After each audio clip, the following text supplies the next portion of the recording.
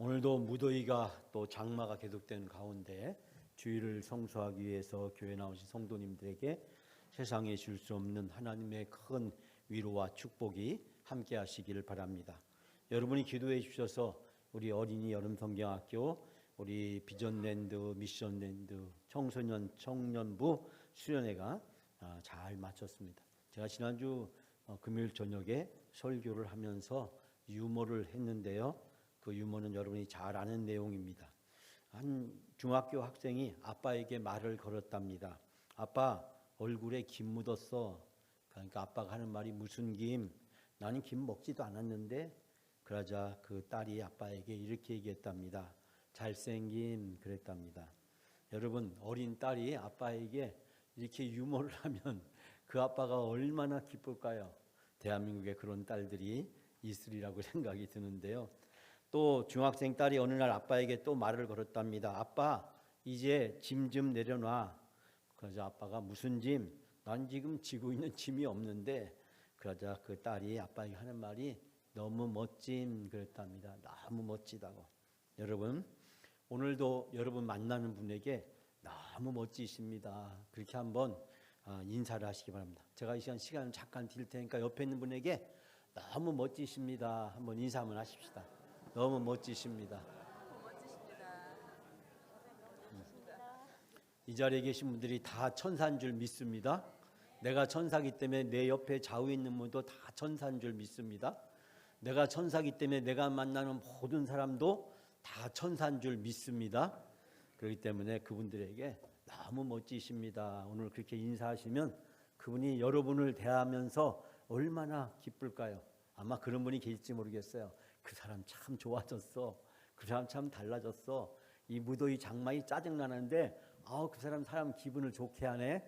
여러분, 칭찬하면 고래도 춤을 추듯이 칭찬하면 우리가 만나는 모든 사람이 표정이 바뀌고 삶이 바뀌고 덕분에 내 표정도 내 삶도 바뀌는 은혜가 함께할 줄 믿습니다.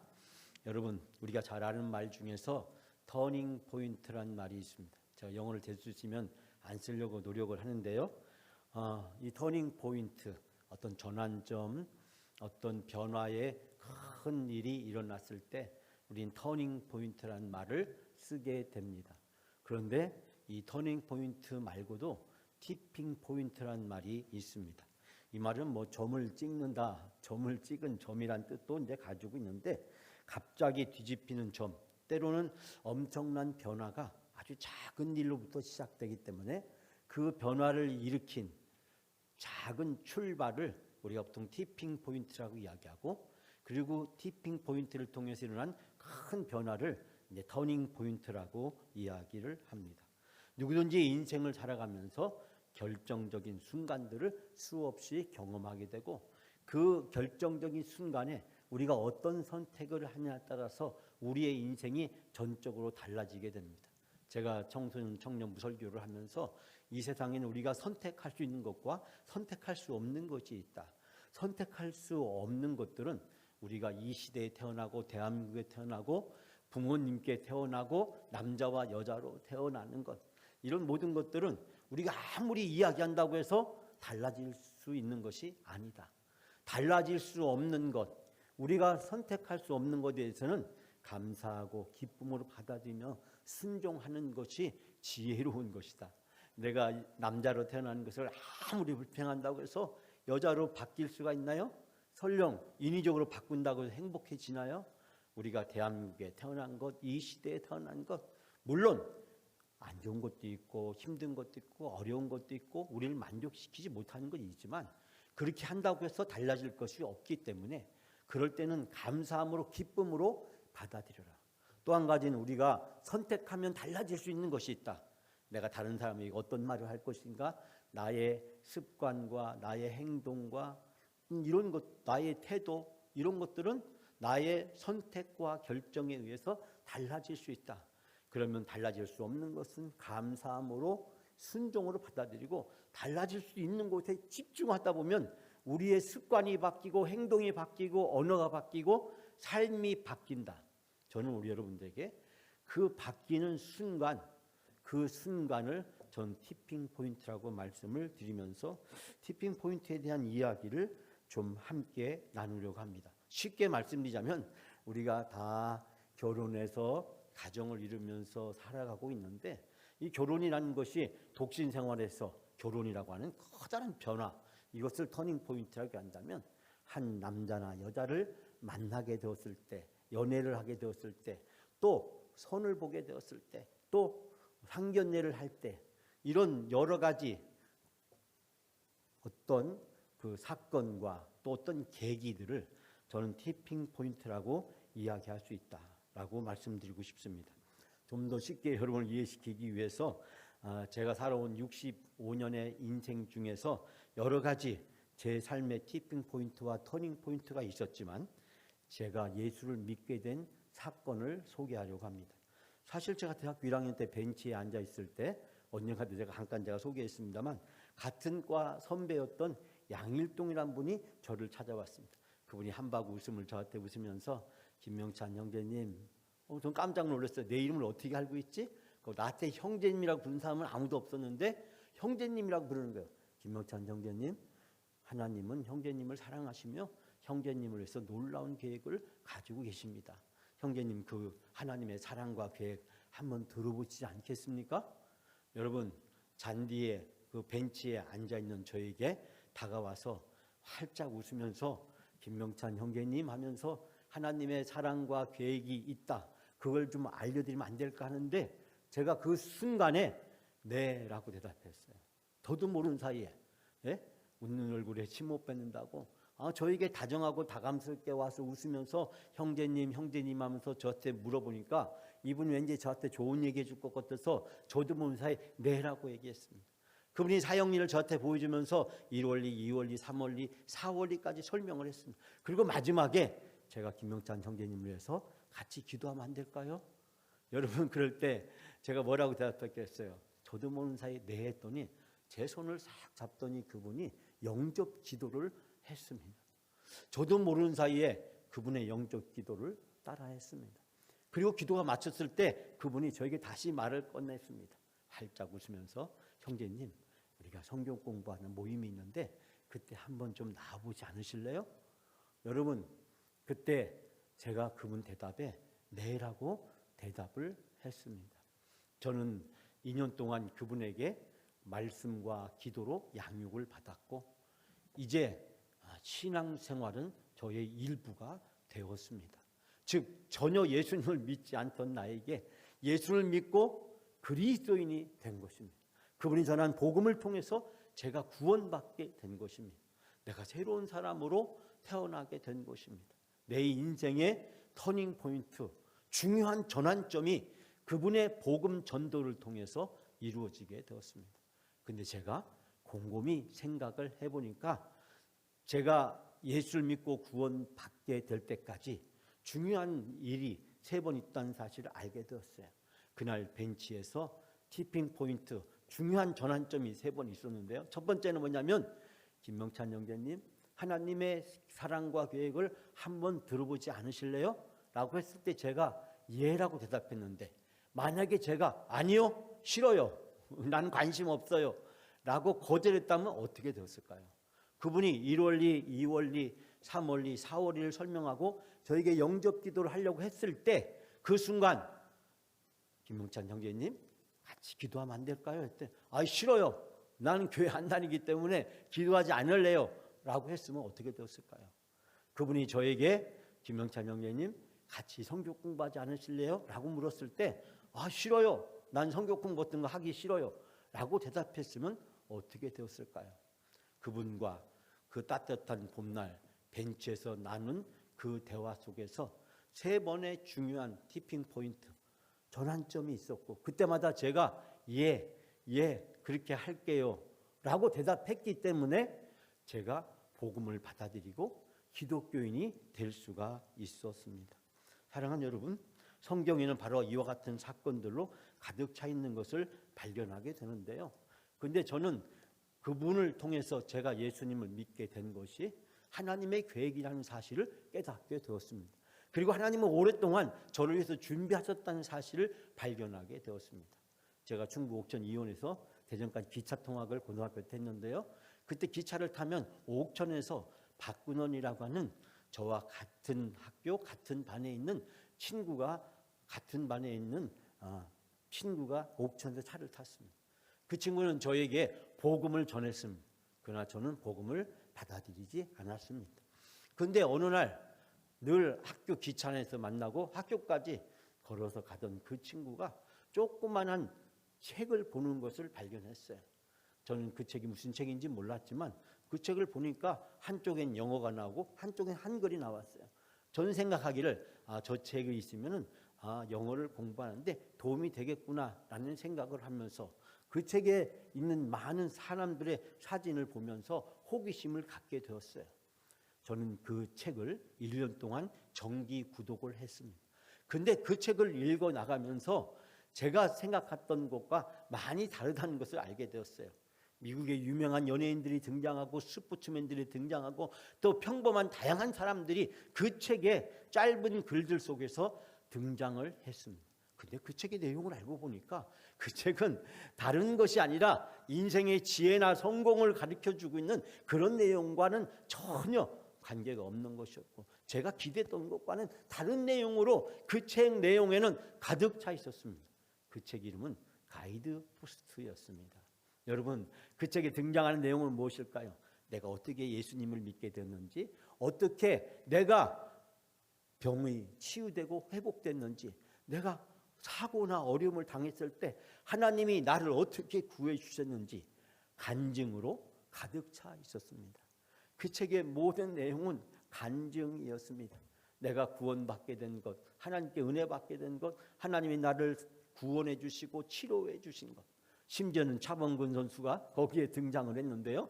자기가 부상 때 어떻게 믿음과 기도로 이겨내고 치유됐는지를 소개하는 글이었습니다.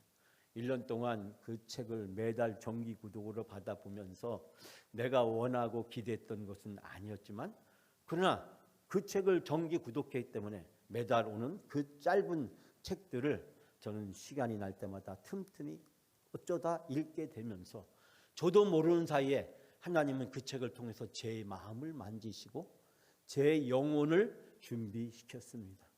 그리고 나서 하나님은 바로 1년이 지난 후에 그 양일동이란 분을 통해서 어느 날 저를 찾아오셨고 찾아오신 그 예수 그리스도를 저는 받아들일 수 있게 되었습니다. 이 모든 일들이 하나님이 저를 구원하기 위한 계획이었고 그 계획으로 제가 예수를 믿게 되었다는 사실을 깨닫게 되었습니다. 사랑하는 여러분, 성경에는 이와 같은 사건들과 사람들의 이야기로 가득 차 있습니다. 아담과 하와의 티핑 포인트는 무엇이었을까요? 사단이 뱀으로 분장해서 이 아담과 하와에게 유혹할 때였습니다. 유혹할 때 너희가 저 선악을 알게 하는 나무 열과를 먹으면 하나님과 같이 되리라. 그때 아담과 하와가 싫어, 아니야, 하나님 먹지 말랬어, 먹을 수 없어 라고 거절했으면 어떻게 되었을까요? 가인이 하나님께 제사를 드릴 때 하나님이 그 제사를 받지 않으셨을 때 가인이 분노했습니다. 만약에 분노하지 않고 하나님 저에게 부족한 것이 있습니까? 하나님 앞에 회개하며 내가 다시 준비해서 하나님께 제사를 드릴게요 라고 선택했다면, 분노 대신에 회개와 순종을 선택했다면 어떻게 되었을까요? 아브라함 조카 롯이 삼촌과 결별하게 되었을 때 삼촌, 지금까지 삼촌이 날 여기까지 돌봐주시고 인도해 주셨는데 삼촌이 먼저 좋은 땅을 선택하시면 저는 삼촌보다 젊으니까 제가 다른 땅에 가서 열심히 일을 해서 그 땅을 개척해서 살겠습니다라고 대답을 했으면 어떻게 되었을까요? 삼촌의 은혜를 여기까지 도와준 그 삼촌의 도움을 다 등을 돌리고 이제 자기가 먼저 좋은 땅을 고른 결과 결국 소돔과 고모라의 비극적인 일을 겪어야만 했고 아내마저도 소금 기둥으로 변하는 돌이킬 수 없는 불행에 처한 롯의 결정을 보게 됩니다. 사랑하는 여러분, 아간이 여리고성을 점령했을 때 그만 재물에 눈이 멀어버리고 말았습니다. 그리고 재물을 훔쳤습니다. 하나님은 다 태워 없애라고 했지만 그러나 이 아간은 재물에 눈이 멀었습니다. 그 순간 아간이 재물에 눈이 멀지 않고 하나님 말씀에 순종했다면 이 아간의 삶이 어떻게 바뀌었을까요? 그 결과 무려 3,000명이나 되는 많은 사람들이 죽어야만 했고 아이성의 공격은 수차례 실패하는 어처구니없는 일을 겪어야만 했습니다. 모세의 형제였던 아론은 말 못하는 모세를 대신하여 대변인이 되었고 이스라엘 애굽의 바로 왕으로부터 담대하게 하나님의 메시지를 전달하게 되었고 모세와 함께 이스라엘 백성을 이끌고 출애굽하는 일에 성공하게 되었습니다. 그러나 모세가 시내산에 올라간 그 잠깐 사이에 수많은 군중들이 불평과 불만을 늘어놓자 그만 그 군중들에게 빠져서 금송아지를 만들게 됩니다. 결국 모세의 중보기도로 이 아론은 심판을 면하기는 했지만 그러나 가나안 땅에 들어가지 못하고 광야에서 그의 인생을 마감해야만 했습니다. 사랑하는 여러분, 우리가 인생을 살아가면서 우리의 결정과 선택이 우리 인생에 중요한 영향을 미치는 많은 사건들을 아마 여러분도 경험하셨을 겁니다. 아마 여러분이 지금까지 살아온 인생의 경험을 이야기해 보라면 며칠을 얘기해도 부족할 것이고 책으로 써도 몇 권을 쓰실 것입니다. 그 책에는 기쁨도 있고 슬픔도 있고 고통도 있고 행복도 담겨져 있을 것입니다.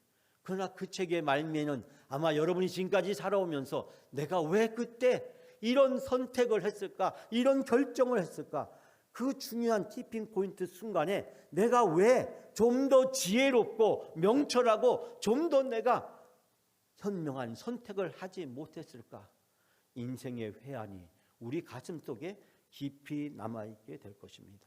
사랑하는 여러분, 오늘 본문의 말씀에서 하나님이 사울을 부르셨습니다. 그리고 사울을 이방인을 구원하기 위한 사도로 사용하셨습니다. 여러분, 사울은 누구였습니까? 유대인 중에 유대인이었습니다. 최고의 율법학자의 제자였습니다. 로마의 시민권을 가지고 있었습니다. 모든 사람이 부러워하는 유대인 중에 유대인이었고 모든 것을 갖추고 있는 그런 사람이었습니다. 그런데 말입니다, 하나님께서 이 사울에게 관심을 가졌습니다. 스데반의 사형을 처하는 그 현장에서 그는 동조했습니다. 기독교인들을 잡아 가두기 위해서 집집마다 찾아다녔고 멀리 수백 킬로 떨어진 다메섹의 원정을 갈 정도로 그의 율법에 대한 열심은 다른 모든 것들을 삼키고 남는 사람이었습니다. 여러분, 하나님께서 그를 선택하시고 하나님께서 그를 사용하시기를 원하셨을 때 그의 인생의 중요한 티핑 포인트, 전환점 된 사건들이 일어나기 시작했습니다. 바로 스데반이 죽을 때부터, 그가 기독교인들을 핍박으로 다닐 때부터, 저 다메섹으로 가는 그 여행길을 계획할 때부터 하나님은 준비하셨고 다메섹으로 가는 그 여정에 부활하신 주님께서 나타나셨습니다. 그리고 눈이 먼 그를 치료하기 위해서 아나니아를 보내서 안수해 주셨고 아나니아를 통해서 성령의 충만함을 받게 되었고 아나니아를 통해서 세례를 받게 되었습니다. 그리고 다메섹에서 많은 제자들이 이 사울을 받아들였습니다. 여러분, 사울이 누구입니까? 기독교인들을 핍박하고 잡아 죽이기 위해서 온갖 악한 일을 다 했던 사람이었습니다. 기독교인들은 두려움에 떠는 그런 사람이었습니다. 근데 하나님이 그 사람을 부르시고 하나님이 그 사람을 통해서 복음 전도의 위대한 사역자로 세우게 되는 것을 발견하게 됩니다. 하나님께서는 부활하신 예수님을 만나게 하시고 예수님의 음성을 듣게 하시고 그의 눈이 멀게 했지만 아나니아를 통해서 눈을 열어주셨고 세례를 받게 했고 다메섹에서 많은 기독교인들의 도움을 받게 했습니다. 그가 담대히 나가 복음을 전할 때 생명의 위협에 처했을 때 오늘 본문을 보니까 극적인 일이 등장했습니다. 그를 살리기 위해서 제자들이 그를 바구니에 넣어서 성에서 달아내렸다. 영화의 한 장면 같은 이 드라마틱한 장면이 연출되고 있습니다. 예루살렘에 갔던 그때도 많은 제자들이 그를 두려워했지만 하나님은 바나바를 보내주셨습니다. 바나바는 부활하신 예수님이 다메섹에서 그 사울에게 무슨 말씀을 하셨는지, 그리고 다메섹에 가서 이 아나니아가 기도함으로 그의 눈이 떠지고 그가 세례를 받게 된 일과, 그리고 그곳에서 담대히 복음을 증거하다가 유대인들에게 핍박을 받아서 겨우 다메섹에 있는 제자들의 도움을 받아 이 다메섹을 탈출하여 예루살렘에 오게 된 이야기. 사울이 어떻게 변화되어서 바울이 되게 되었는지 그 과정들을 바나바는 예루살렘에 있는 사도들과 제자들에게 소개하게 됐고, 제자들은 바로 그를 받아들이게 되었습니다. 사랑하는 여러분, 사울이 바울이 되게 하신 것, 그것은 바로 하나님의 계획이었습니다. 유대교에서 기독교로, 율법에서 복음으로, 박해자에서 전도자로 그의 인생의 중요한 전환점을 바로 하나님이 그를 구원하기 위한 위대한 계획으로 불러주셨습니다. 사랑하는 여러분, 여러분 지금까지 인생을 살아오시면서 여러분 인생에 중요한 영향을 끼쳤던, 도움을 주었던, 기도해 주었던, 여러분을 이끌어 주었던, 여러분 인생의 티핑 포인트, 터닝 포인트를 이끌 수 있도록 도와준 기도의 손길, 사랑의 손길, 여러분을 위해서 함께 격려하고 위로해주고 도와줬던 분들이 많으시리라고 생각합니다. 오늘 하나님은 사도 바울을 통해서 우리의 인생을 돌이켜 보게 합니다. 내가 예수님을 처음 만났을 때 무슨 일이 있었는가? 내가 예수님을 만나고 나서 그 이후에 신앙생활을 하면서 나를 도와주고 섬겨줬던 수많은 사람들의 기도와 얼굴들이 여러분의 마음속에 생생히 살아남아 있을 것입니다. 저도 지금도 그 박근혜라는 친구를 한번 만나고 싶고, 그 양일동이라고 저에게 복음을 전해준 그분을 만나고 싶습니다. 사랑하는 여러분, 그런 우리들에게 하나님은 묻습니다. 내가 바나바가 되라고, 내가 아나니아가 되라고, 내가 다메섹에서 바울이 되는데 그를 인정해주고 품어주고 그를 용서해준 다메섹의 제자가 되라고, 예루살렘에서 함께 복음을 증거하던 그 예루살렘 초대교회 제자들이 되라고 말씀하고 있습니다. 사랑하는 여러분, 우리 주변에 아직 예수님을 알지 못하고, 예수님을 알아도 제대로 믿지 못하고, 예수님을 믿었지만 지금도 낙심 가운데 있는 많은 성도들과 우리 이웃들과 가족들이 있습니다. 하나님은 오늘 본문의 말씀을 통해서 우리들에게 그들을 찾아가서 내가 그들의 바나바가 되고 아나니아가 되고 사도가 되고 제자가 되라고 말씀하고 있습니다. 그들을 회복시키고 구원하고 그들을 다시 세울 수 있는, 그들을 주님 앞으로 다시 인도할 수 있는 섬김의 귀한 일을 감당할 것을 원하고 계십니다. 사랑하는 여러분, 바나바가 했던 일, 아나니아가 했던 일, 예루살렘과 다메섹 제자들이 했던 일, 바로 2024년 날씨는 무덥지만 이 여름에 우리가 해야 될 일인 줄 믿습니다. 사랑하는 여러분, 이번 한 주를 지내면서 또 이 무더운 여름을 보내면서 나에게 도움을 주었던, 나의 인생의 변화를 이끌어 주었던 그분들의 얼굴을 떠올리면서 내 주변에 나의 사랑이 필요하고 손길이 필요하고 나를 통해서 예수님을 다시 만나고 회복해야 될 분들을 떠올리면서 그들을 위해서 기도하고 그들을 찾아가 섬기는 복음의 역사가 여러분에게 나타나시기를 주님의 이름으로 축복합니다.